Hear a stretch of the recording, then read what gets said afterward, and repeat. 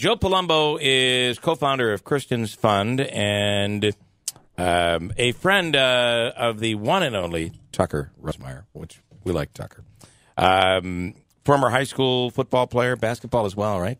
Correct. And you're holding a pretty cool football camp coming up Monday and Tuesday at Utica College, right? It'll be at UC? Yes, right at UC, yeah. But you're not only will kids learn about football, but there's more to this. Can you explain? Much more to it, Bill, and thank you for having me. I did want to tell you that I was about to try to break the world record for my nail growth, and Me too. I clipped it before I came in, so I figured it was a lost cause. But it's I'm not sure I could get through a couple of days. No, it takes discipline. I'll tell you. It does. But back to the camp, sure. We decided when we started Kristen's Fund that I would kind of head up some men's initiatives on the side of it, and the one thing that's near and dear to my heart is football and sports, youth sports, and what better way to reach young men who may become future abusers, perpetrators of domestic violence, than to reach them when they're just kids. Also reach the coaches who have their attention all the time. We feel that training the trainers, so to speak, these coaches who are holding captive audiences and sometimes are the most important person in these kids' lives. They spend more time with the coaches sometimes in football or basketball or hockey than they do with their parents when the hours are added up. So we wanted to get to the coaches. We wanted to get to the kids early. A Call to Men is an organization that focuses on developing good habits and behaviors and attitudes in young men, and they do it through sports. And, it's funny. I don't know what it is about maybe football is just so aggressive, and in the NFL, it's so intense because it's all you do. And you see all of these domestic violence cases that come out of professional sports, but really more so out of the NFL.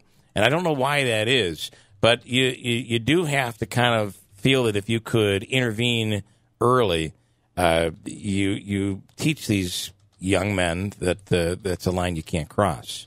Yeah, and that's the case. And, the story of the NFL, it's aggression, but it's also part of what we're trying to reach here. It's how these young men are raised, the environment they grew up in. What do they witness as kids? Just like child abuse, the child abusers usually grew up in a home where child abuse was common, where they were victims of child abuse. So perpetrators of domestic violence and abuse usually grew up in an environment where they thought that was the normal behavior for men. So whether it's NFL players, NBA players, anyone from any profession, we certainly hear more about it with pro athletes because, there's 24 right. You get the story. But it's really every walk of life that I've learned in studying and doing research and volunteering through the years that it's happening everywhere. We just don't hear about it. Can you talk about Kristen's Fund and what unfortunately inspired you guys to create this organization and what it means to you? Sure. So Kristen was my sister, and when she was killed, it really obviously it tore up our family. But what I saw was that our entire community was really blindsided and devastated by that incident. So. A few years after, my sister Gina Pierce and I and my wife had been talking about what can we do? What can we do now to prevent a tragedy like this from happening to another family? And we just kept working through ideas, and we came up with Kristen's Fund, and we decided to focus our efforts on the prevention side of things. There's a lot of efforts and organizations dedicated to servicing and protecting the victims. But what can we do to make a dent before it even happens? How can we eliminate some of it? So we decided to start our organization to raise money to provide prevention programs through different organizations, whatever we decide. And the football camp and the sports camps were one end where I looked at it. We also we gave money to Catholic Charities in Herkimer County this year so that they could hire a full-time educational consultant to go out and talk to schools. Wow, that's big. And, they have a program down in the valley that's a shelter for battered women that is basically secret. You don't talk about where it is. Right. And it allows women to be able to get out and go to a place where they can't be found because that is part of it. I mean, they'll find it's terrible. Absolutely. And then, I think there's mental illness, right? That is an issue. But upbringing has got to be a part of this. I don't know. I know people that I know guys that have a real difficult time that would knock somebody out, that would just punch them in the face, but know that they can't do it. They would never do that to a woman. They'd rather put their fist through the wall before they do that to a woman. So that's upbringing, right? That guy had to be taught, because clearly he can't control himself. I'm thinking of one person in my mind. Can't control himself when it comes to a guy, right? Yes. But he does know how to control himself when it comes to a woman, and I think that's got to be upbringing. I think in what I've seen and studied and heard from probably dozens of service providers for domestic violence, and in books that I've read, it's most likely upbringing. Yeah.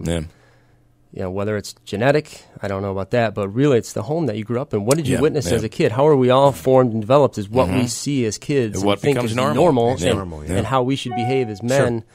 Sure.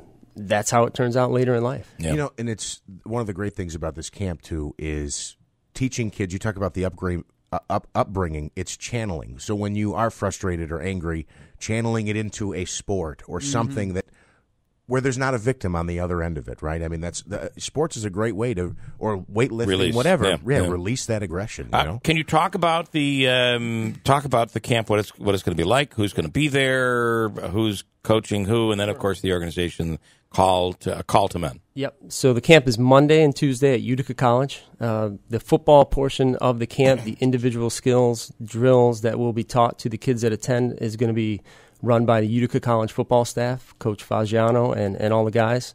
I'll be there helping out as well. I have an NFL player, Brandon Villarreal. He was an all Big Ten player at Purdue University for a few years, and then went on to the New Orleans Saints. And he's coached high school football in Texas for the last 10 years or so. Just a great guy. He volunteered to come up here and give his time and also take part in the training sessions.